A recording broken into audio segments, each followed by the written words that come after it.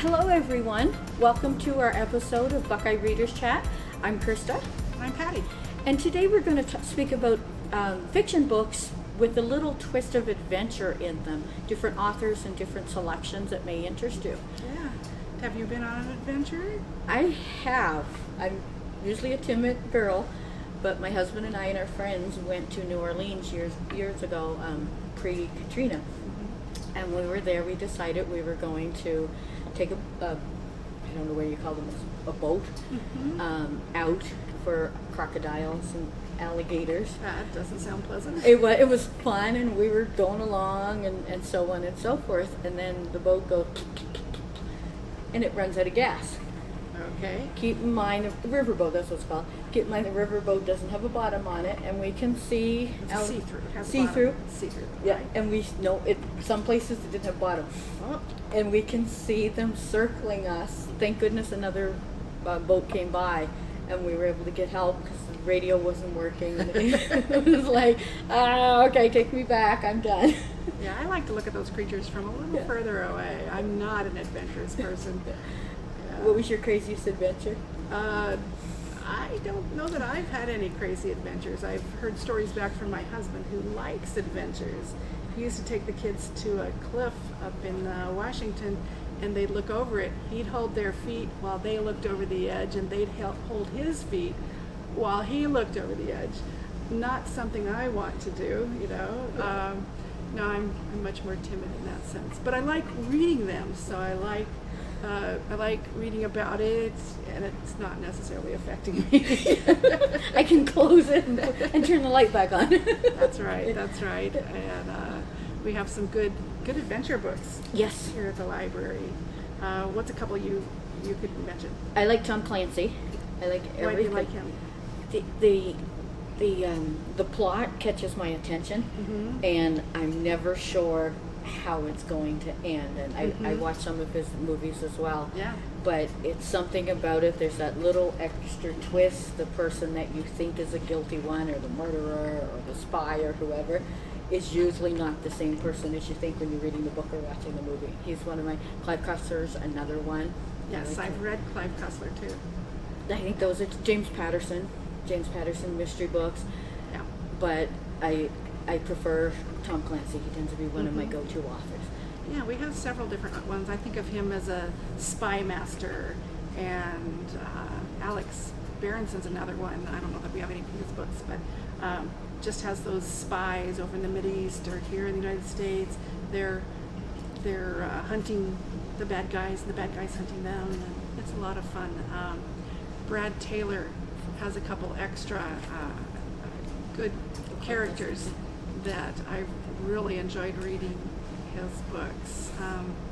Some friends of mine read Tony Park and Dale Brown, and W.E.B. Griffin, another one that's adventure and military, gets the people moving, and I really appreciate their patriotic things too in a lot of these novels. One of the Clive Cusslers I read, they were up in the mountains, it was snowing, and yeah, I haven't read the new one yet, but this particular one that I was reading, they were up in the snow, there was a train, and it got stuck, and there was a murderer on board, and, you know, just have to read those novels, pick them up and read them. We have ebooks. Yes. We have the regular books. Here's one that's actually, it's a Western. Yeah. It's a Western. And it says it's a Western thriller. So it looks like they're up on a mountain. It's a good place for an adventure. And So another ones we have. I know. We Zane have Grey. Zane Grey, yeah. Western. They're Westerns, but they're adventures too. I mean, think of the West and how they, you know, fighting off different enemies and coming through. It's a lot of fun. And getting away in a horse. as opposed to That's right. a fast racing car. And I was thinking too, as I look over at the audiobooks, we also have some of the authors' adventures in our audiobooks.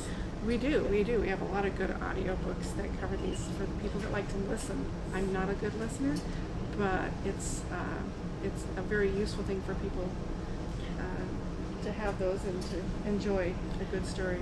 I'm not an audiobook girl, but I might have shared this on a previous episode. I'll read a book, and if it's adventure, I'll read partway through, and if the author doesn't catch my attention or catch my interest, won't finish it.